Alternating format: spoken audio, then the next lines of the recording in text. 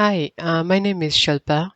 This is my course project to model prediction of electrical energy output of a combined cycle power plant using four independent variables. I did go through the industry a little bit to understand how the electrical energy is generated. It's a combination of the turbines, gas steam turbines, and heat recovery steam generators to generate the power. So over few years worth of this power generation, there has been data collected. Over 9568 hourly average outputs were recorded along with the environmental readings from the sensors for each of those outputs. So the four readings are temperature, that's in the range of 1.81 to 37.11 degrees centigrades. There's ambient pressure, relative humidity, exhaust vacuum. Given these four parameters, the assumption is the output net hourly electric energy output represented as PE. This is somehow related to each of these input parameters. So we're going to start with that assumption, continue with the modeling approach and see where we land.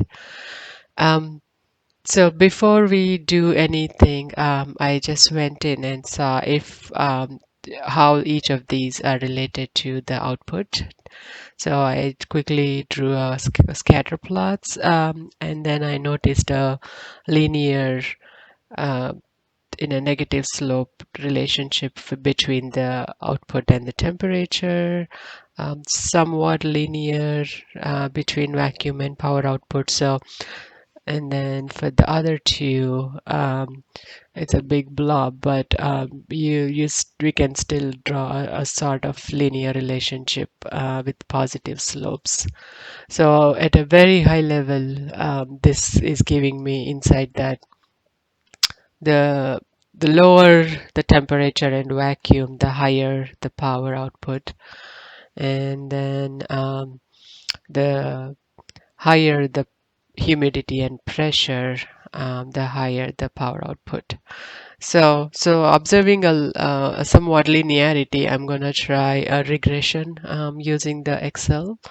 I'm gonna try the analytics analysis tool pack that's available in the Excel, and then do a data analysis using the regression.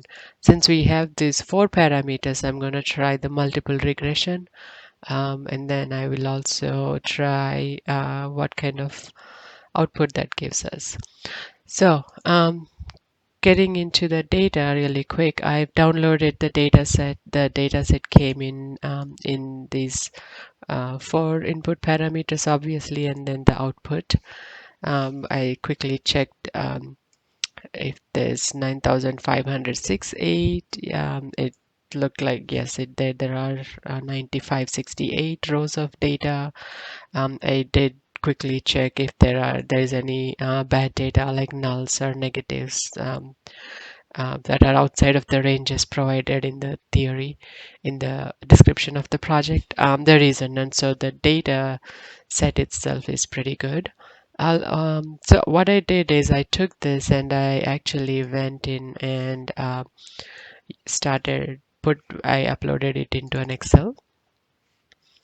Let's go to the Excel. So I've renamed the variables to give them business-friendly names: temperature AT, vacuum V, pressure AP, humidity RH, and then the output PE is power output. Since this is the actual, I called it Y. And then I'm gonna I have the model and then the Y hat and the MSC, everything. I have them in this Excel. I've hidden in this Excel, and as I step through my process, I'll unhide and explain more details. So at the very beginning, what I did is I've split the data into a test set and a training set. I just used a 25% split, and I moved the 25% of rows into this test set 25% of 9568, which gave me about 2392 rows of test data. So I set it aside to perform my test and measure the model performance, and the remaining 5,000 or sorry 7,176 rows, I kept it as my training set. So here I am in my training set, and then let me unhide. Then I went ahead, and what I did is use the 5 rows, and then I use my data and my data analysis. When I So I did two types of analysis. In my From my data analysis, I picked the regression, and then in my regression, if you see here, I've used 500 observations. So I picked the y-axis as my output, and then my x-axis as these four ranges for the same 500 rows. So the Excel tool itself does the summary. It goes through and does bunch of calculations, and it spit out the summary output for me. So out of this summary output, I was interested in R square, which is at 92.8%. And then the adjusted R square is the R square over these four parameters. So from the theory we learned, the higher the R square, we are going to the better result. It's a good indicator that our modeling for our modeling. So what this is telling us is a 92.8% of the variance in the output is explained by combination of these four parameters. So that's pretty good. We have like less than 8% unexplained. So mathematically, that's a pretty good indicator. So I think that we can say this is a very good model. We can go ahead and take this. I just started small, over 500 observations, just to see what it gets me. And then it gave me a intercept and then the coefficients for each of those variables. So if I were to do a y equals to intercept plus coefficient of 80 multiplied by the value, coefficient of vacuum multiplied by the vacuum, coefficient of the AP multiplied by the input value, and then the coefficient of humidity multiplied by its corresponding value, and sum up all those, then that's my predicted value.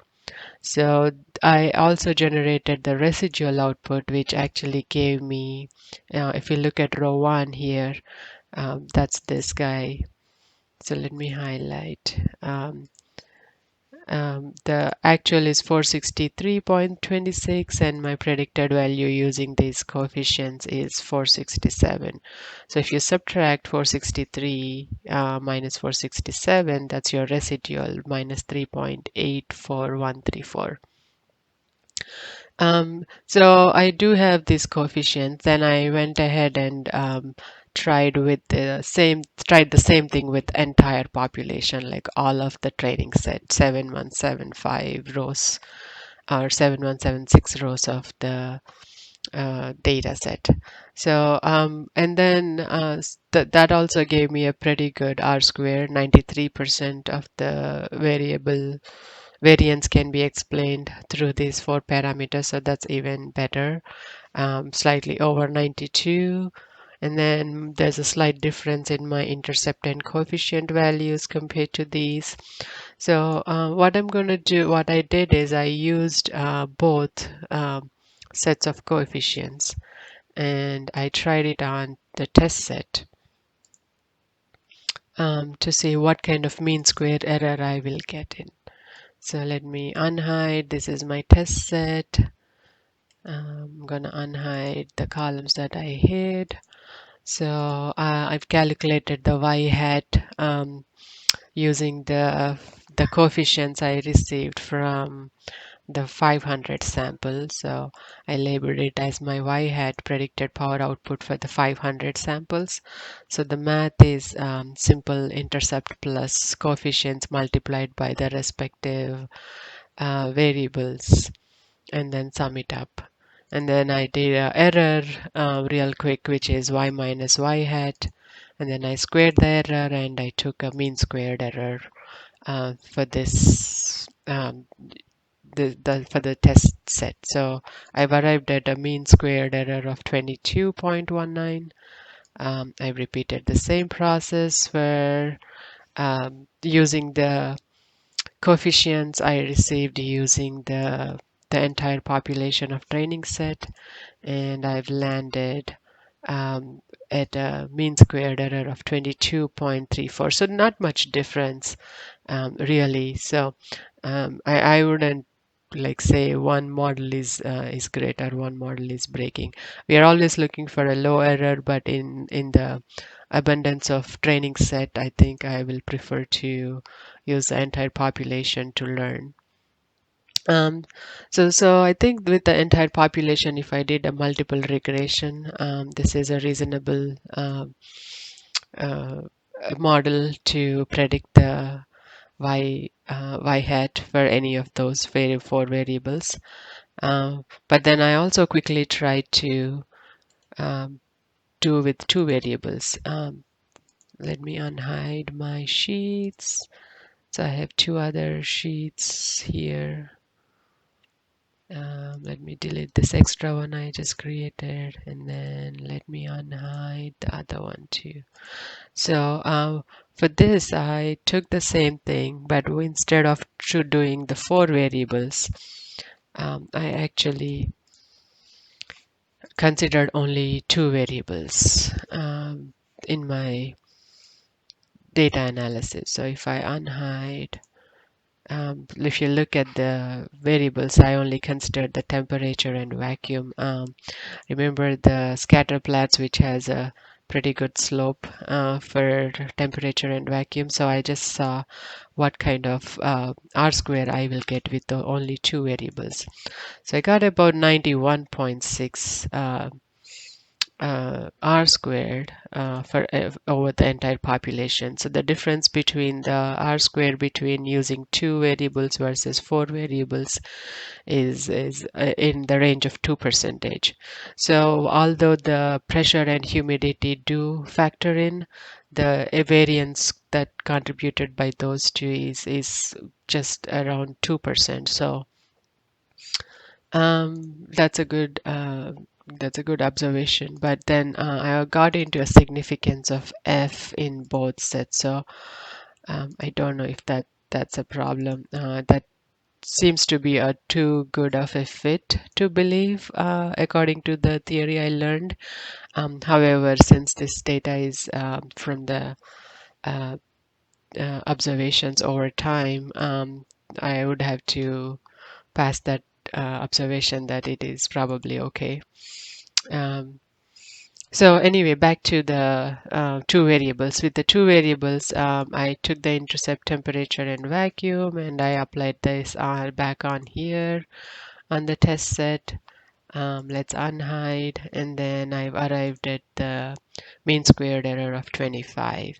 So the R square is a little bit lower, and then your mean squared error is a little bit higher compared to using uh, all four variables. So I'm going to stick with this model of using all four variables over the entire population with a mean squared error of 22.34 and then an R squared of 93%. So 93% of the variance in the output can be explained by the four factors, and the coefficients and the intercept values are given as below. And using these values, we can apply these coefficients and predict the power output at any point in time. I'm limited to the Excel sheets. I was curious if some other models would give a better R square and less mean squared error, but I think based on like the tool capability, I'm gonna stop with this regression model. Um, I hope this is sufficient for the project. Thank you.